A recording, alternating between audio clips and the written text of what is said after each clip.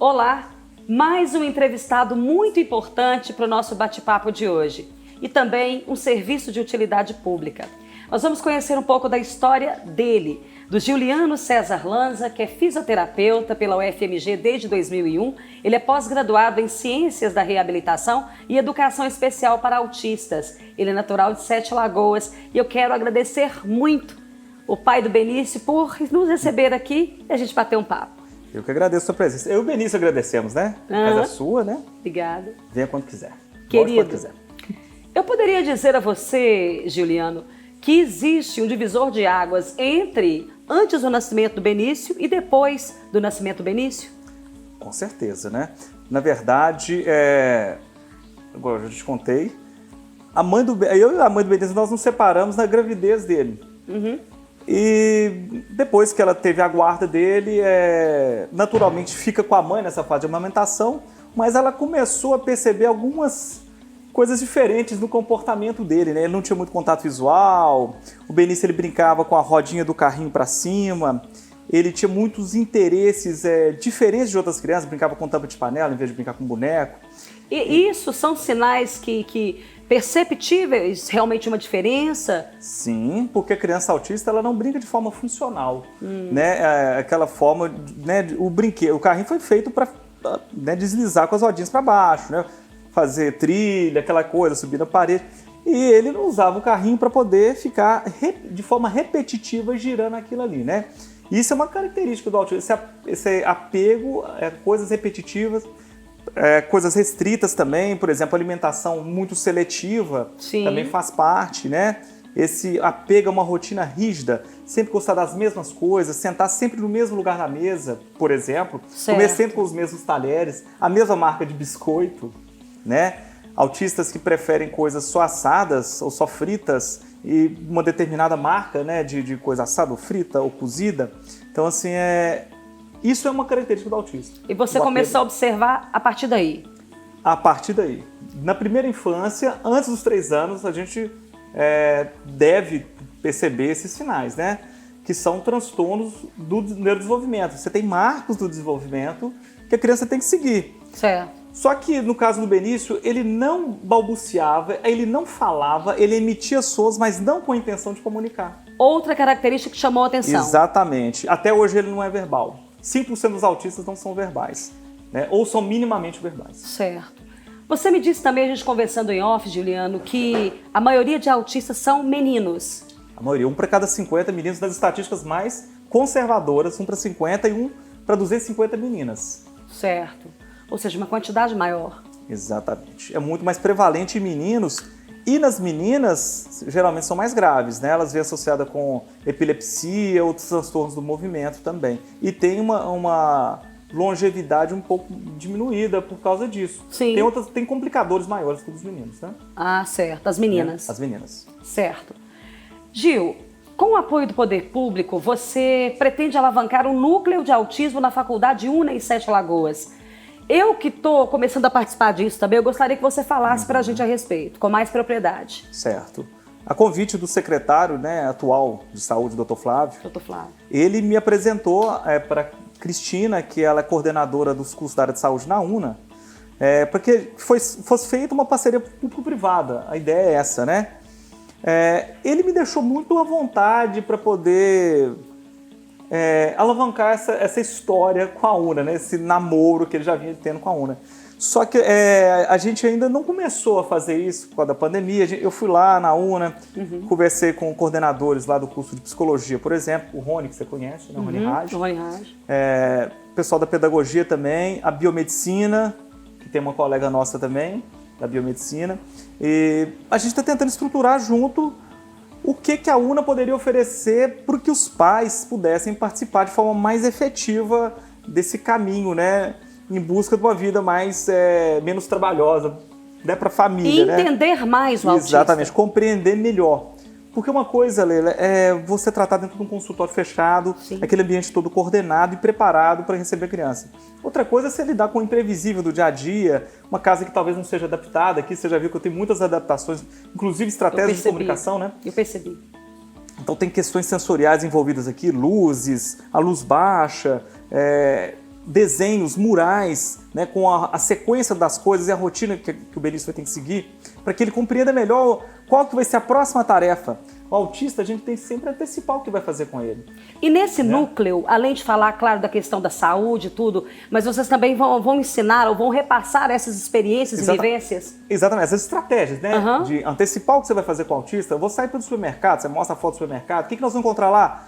Né? Que legal. O que vai ter lá? Vai ter um balcão, vai ter uma pessoa, você vai ter que pagar, você vai entregar o objeto que você quer, você vai ter que passar o cartão, né? Você vai ter que pagar com dinheiro. Depois de trazer as compras para casa, você tem que mostrar isso é uma praxia, a sequência. E uma das coisas também que afeta no autismo é essa questão da criança não compreender a sequência que tem que fazer. Por exemplo, você vai tomar um banho, você tira a roupa, liga o chuveiro, molha o corpo, passa o shampoo, enxuga, sai e veste a roupa. Essa sequência muitas vezes não é entendida pelo autista. E tem que ir trabalhando isso passo a passo até que ele compreenda. Exatamente. E isso é uma coisa que se faz em casa. Rotineiro. Né?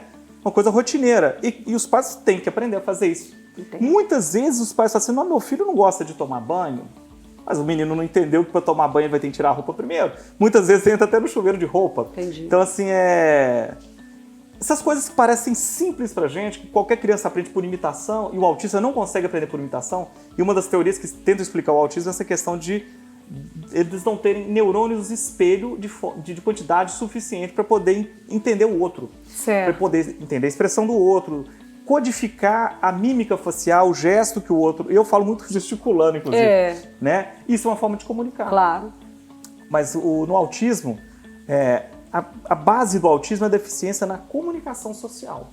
E o gestual, a expressão do olhar, a mímica facial, né, você que trabalha nessa área, né, de comunicação, isso é muito importante. A forma com que o corpo se expressa. E eles não conseguem decifrar, decodificar isso. Entendo. Nós estamos falando desse núcleo que vai ser realmente também um divisor de águas em Sete Lagoas. Eu acredito que em breve a gente vai colher frutos e vamos marcar uma outra entrevista depois que ele for realmente já criado, já estiver funcionando do jeito que precisa ser. Exatamente. Giuliano, acho que para caminhar mais em respeito, em relação a ajudar o autista e principalmente as famílias a custear principalmente o tratamento e todas as necessidades deles, o governo federal, o governo estadual também poderia colaborar bastante. O que você poderia falar para a gente? Qual seria essa ajuda? Qual seria esse mecanismo mais viável? Ô Leila, lá nos Estados Unidos, o governo americano, ele ajuda com $900, mais 200, dá $1.100. Os 200 é da alimentação do autista. $1.100, seja você rico ou pobre. Tá. Você mora em Beverly Hills ou mora na fronteira com o México. Então, assim, isso é independente do seu nível social lá. Sim. Então, todos lá, todo mundo que tem filho autista, recebe essa contribuição do governo mensalmente. Aqui no Brasil, existem contribuições para todos os deficientes. O autista, ele entrou no hall de deficientes em 2012. Né? Então, o autismo é considerado uma deficiência a partir de 2012. Então, pode gozar dos benefícios que todos os deficientes já gozam, né? De 2012 para cá. 2012 para cá. Então, tem 10 anos. Só que é o seguinte, existe muita burocracia em relação a isso, né? Por exemplo, para você ter acesso a professor de apoio na escola, você tem que todo ano você renovar um laudo médico. Só que a criança não deixou de ser autista de um ano para o outro. Ela continua sendo autista para a vida inteira, né? Aí começa a burocracia. O governo tenta dificultar o acesso à educação, tenta dificultar o acesso ao óleo de canabidiol, por exemplo, que é uma coisa promissora. E é caro. Custa R$2.100, um frasco de 60 ml, que dá para 2 meses, no maioria dos casos. É uma coisa cara. O exoma, que é o exame genético, custa R$3.000, que é o exame que vai identificar realmente as mutações e as comorbidades, né? Como depressão, ansiedade, deficiência intelectual, epilepsia, outros transtornos também, outras síndromes que estão ligadas ao autismo, você identifica na genética. Sim. Isso não é uma coisa de costume fazer. E eu acho que seria bem interessante. E é oneroso, né? Oneroso. É caro. Se o governo colaborar com o exoma, nem é com o genoma, o exoma, que é um exame mais específico para o autismo, seria muito bom a gente fazer um banco genético aqui e a gente conheceria melhor as pessoas que tivessem deficiência em tal gene, né? Como é que você tratou seu filho? Como é que seu filho evoluiu? O que você fez? Que tipo de terapia que foi? Que tipo de remédio que você usou que deu mais certo? Exato. Porque você começa a restringir um pouco mais, porque o autismo é um espectro muito amplo. Sim. Né? Você não tem um autista igual ao outro. Cada caso é um caso. Cada caso é um caso. Apesar de ter 2 medicações só que já foram testadas e são usadas. Uma é de 2006, outra de 2013, né? Que é o aripiprazol e a risperidona. Só que a dose, cada um usa uma dose diferente, né? E nem todo mundo responde da mesma forma. Então, assim, existem barreiras no tratamento medicamentoso que não é a primeira escolha. A primeira escolha é o tratamento terapêutico. Isso é caro. Não tem profissionais. E o governo poderia viabilizar esses exames, né, os diagnósticos, toda essa parte poderia ser viabilizada pelo governo. Sim, principalmente no treinamento de profissionais, Exato. na capacitação de profissionais, porque Sete Lagoas tem pouquíssimos profissionais, nós temos mais de 2.000 autistas, 2.000 famílias, né, vamos dizer assim, que precisam ser acolhidas, e tem pouquíssimos profissionais que trabalham com esse público. Com certeza. Né? Estou falando de terapeutas ocupacionais, psicólogos, né? Professores capacitados. Professores, né? É uma classe que pode realmente, a que mais precisa evoluir, na minha opinião, é a dos professores de apoio ou assistentes terapêuticos. Concordo. Sabe por quê? Porque esse conhecimento médico, esse conhecimento terapêutico é uma coisa que ficou restrita à academia de quem faz curso na área de saúde. Né? Esse tipo de conhecimento sobre o autismo é um conhecimento que estava muito ligado à área de saúde. E precisa de ser mais difundido para a escola. Claro. E é engraçado que a maioria dos autistas são identificados na escola. E os diagnósticos são feitos entre 6 e 9 anos de idade. Parece que o Benício foi diferente. Com 1 ano e meio vocês já tiveram Porque eu sou da área de saúde. Aí você foi percebendo e ajudou o médico a acompanhar. Isso, exato. Foi uma via crucis, né? Nós passamos por mais de 10 médicos. Imagino. De 10 médicos pediatras. Porque ninguém vai num neuropediatra, você vai num pediatra. É. Só que é uma questão também que eu falo com o Dr. Euro. Que o Dr. Euro foi a primeira pessoa que queria montar um núcleo de núcleo de assistência mais amplo ao autismo aqui. É um sonho antigo dele. Eu sou do PP também, do mesmo partido dele. Então a gente vinha sempre fomentando essa ideia, mas como fazer isso, né? Como fazer? E eu acho que a melhor forma de fazer é através da universidade. Com certeza. Porque esse tipo de questão, né, de genética, de testar óleo de canabidiol, nós vamos ter que ver a dosagem certa também, para cada caso, estudar, e ainda muito polêmico, né? Exatamente. E acompanhar, né, Lê? Tem muito estigma envolvendo o canabidiol porque tá ligado ao maconheiro, a pessoa, maconha, a pessoa né? desiludida da vida, a pessoa... Então, assim, tem um estigma, mas o óleo de canabidiol está na fase 3 de estudos lá nos Estados Unidos e é uma coisa realmente promissora. Exato. Eu já, assim, no consultório, junto com colegas lá, psiquiatras, ele já prescreve o canabidiol para paciente com dor crônica, com câncer terminal, né? Isso já é comum de se fazer, isso é rotineiro. Agora, no autismo é algo que a gente está começando a descobrir agora. E se for uma saída, e se for realmente um medicamento que vai trazer benefício, que vai resolver alguns dos problemas, principalmente das crises, né? Sim, porque é o seguinte, para que uma coisa seja evidência científica, você tem que fazer um estudo multicêntrico. Sim. Então, em várias universidades, em vários países. Né? O canabidiol ele já foi testado em 5 países diferentes, com mais de 2 milhões de autistas. 5 países diferentes. O Brasil não está. O Brasil não quis entrar. Ainda não, mas a ideia é de trazer isso para cá. Eu estou com essa ideia, não é uma ideia minha, mas em parceria com o poder grupo. Público. Exatamente, de um poder público e também de psiquiatras, colegas aí que são psicólogos também estão começando a enxergar esse caminho, né? Porque uma coisa que atrapalha demais o autista são as crises, né? Aquelas crises, um colapso nervoso, colapso sensorial, que é fora do controle. É diferente de uma birra, quando você tem algo tangível, né? Igual o Benício esboçou uma birra aqui agora há pouco, querendo um alimento. Na crise, você tem, por exemplo, uma escola, a criança chega na escola, bate aquele sino lá, uma música alta, criança correndo no pátio, gritando para lá e para cá.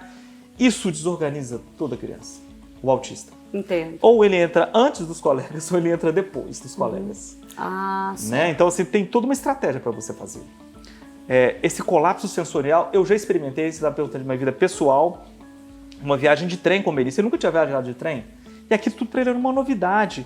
E ele ficou feliz? Ele curtiu? Ele se assustou, se mordeu, aquela coisa toda. Depois, dentro do trem, ele ficou tranquilo. mas isso criou um estresse. O Mion também passou por isso. O Mion, eu ia comentar com o Romeu. Ele passou por isso.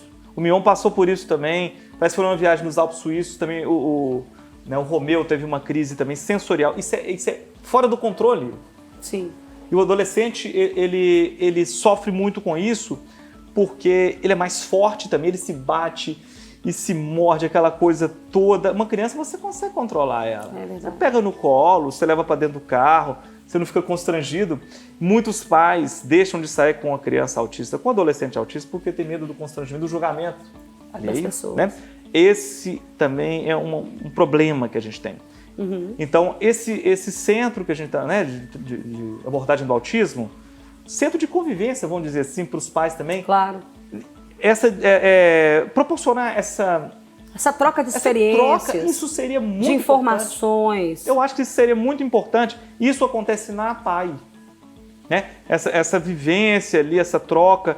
Mas só que os profissionais da PAI, eles não têm tempo, porque tem uma demanda muito grande, eles não têm tempo para conversar com os pais. Exato. E lá não é só autismo. A gente vai montar uma coisa só para autista. O núcleo na UNA seria somente para autistas. Só para autista. Que é realmente um objetivo e, se Deus quiser, uma grande conquista do Gil e todas as pessoas que estão sonhando com esse núcleo. Amém. É isso? Amém. Para a gente encerrar, qual é o seu maior desafio, Juliano Lanza? Olha só. Um só. O grande desafio. O grande desafio é a escola.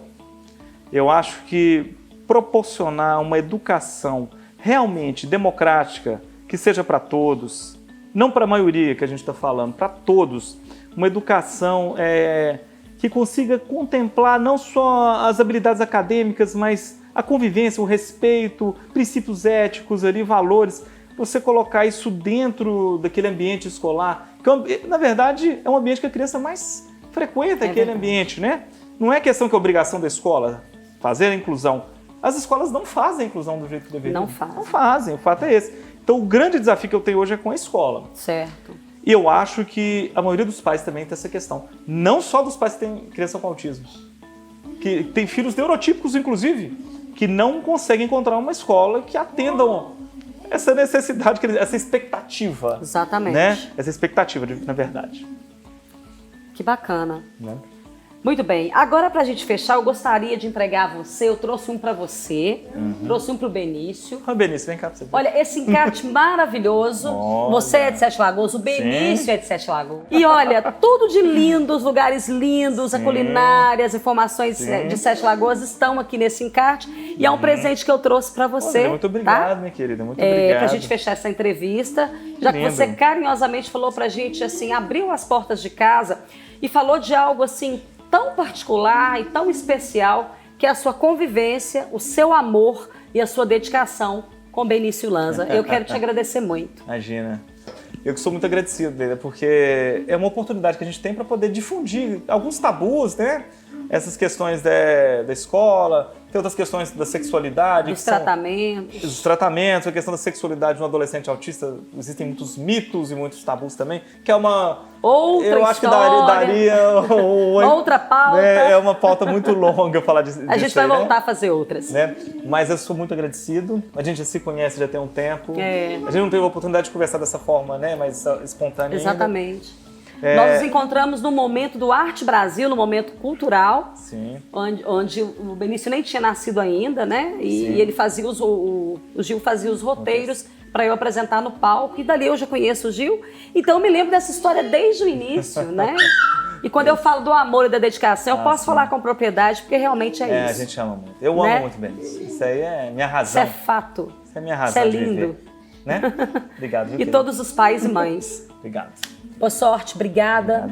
E a próxima entrevista, se Deus quiser, a gente vai realizar no núcleo lá da UNA, com as conquistas que vão a partir. Com certeza vamos. Em breve. Obrigada, gente. Obrigado.